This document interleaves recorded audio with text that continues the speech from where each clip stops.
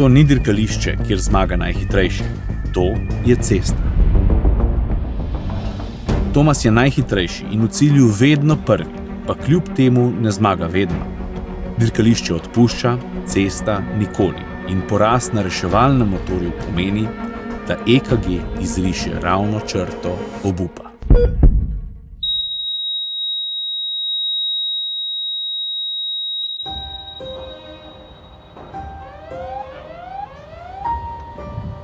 To je zgodba o najbolj nevarni, nepredvidljivi in hkrati najbolj srčni dirki za veliko nagrado življenja. Na štartu ni semaforja, ampak klic na pomoč in na cilju ni vzklikov radosti, temveč kriki bolečin ali še huje, smrtna tišina. Si predstavljate dirko MotoGP, ki bi potekala v mestu ali na avtocesti, med dirkači pa bi vozili navijači v svojih avtomobilih. Da, mi smo njihovi največji tekmeci, ki največkrat ne znamo izkoristiti vsak razpoložljivi centimeter asfalta.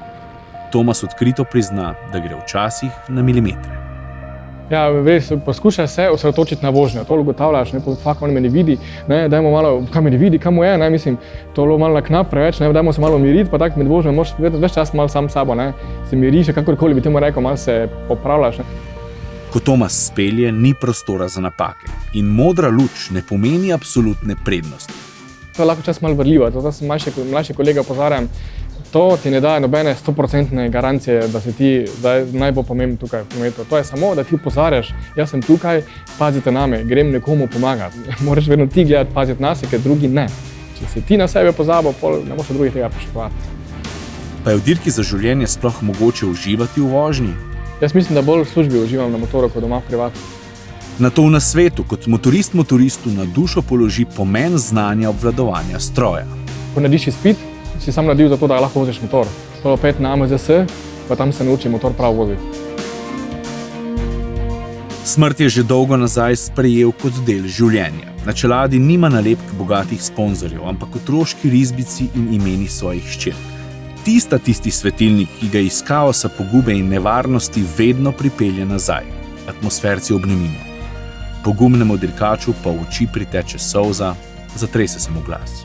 Torej, to so se one dve same podpisale, pol sem jaz naredil nalepke in nalepo gor, oziroma smo skupaj nalepili. Tako da vedno, ko dajem čelado v roke, vidim ta napis in rečem, za nekoga še moram biti tukaj.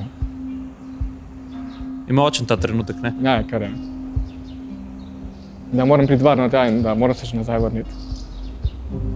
In pol pomislim na njo, rečem, da so doma nekje in sta fajn in je in se pomalo slišimo, pokličemo, kako sporočilce napišemo in to je to. Kaj pa na prizorišču nesreče? Je huje poslušati krike ali smrtno tišino? Naredimo tako hitro triažo in tisti, ki so najbolj ogroženi, dobijo mojo prvo pomoč. Ne pomeni, da tisti, ki ful kričijo, da so to ravno tisti.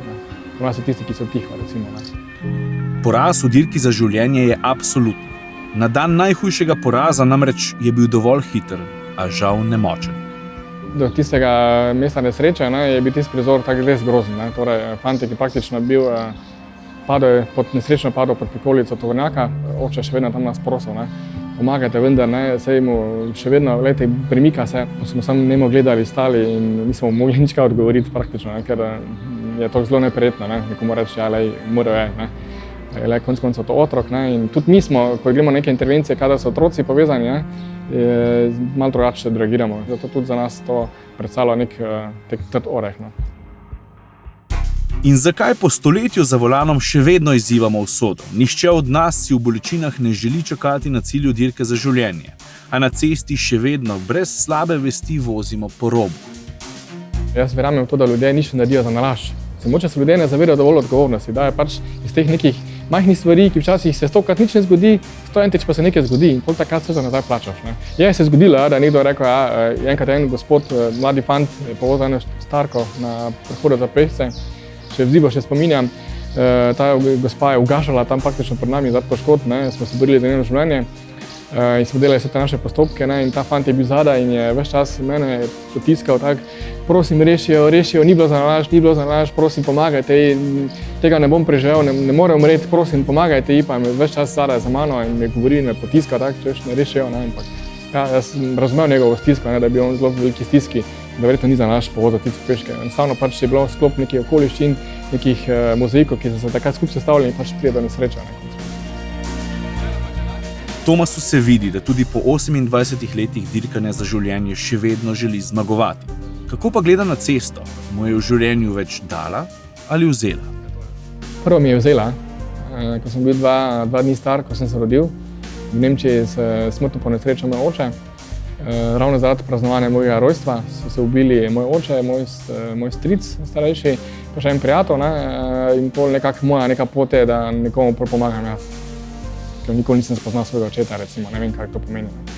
In zdaj nekako sem jaz v tej vlogi, da pač sem jaz tisti, ki pomagam moče tem ljudem, ki se jim nekaj zgodilo, recimo. In je prav, da tako je. In na koncu mislim, da bom zadovoljen. No? Da sem zadovoljen, da sem pomagal nekomu, če sem saj kaj, ne? Da rečem, ok, to je to.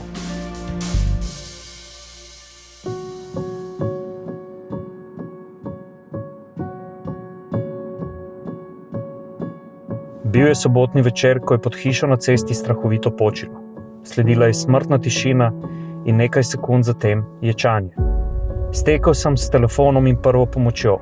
V mislih sem ponavljal Tomasove napotke, kaj narediti, da v cilju dirke za življenje tudi res zmagaš. Pol ure kasneje sem, ko sem v rokah držal infuzijo, reševalec pa je oskrboval mladega fanta, sam pri sebi iskreno hvaležno pokimal junakom. Hvala, Tomas, ker si nam atmosfercem pokazal, kako je dirkati za življenje. Tisti večer smo zmagali in občutek je res čaroben.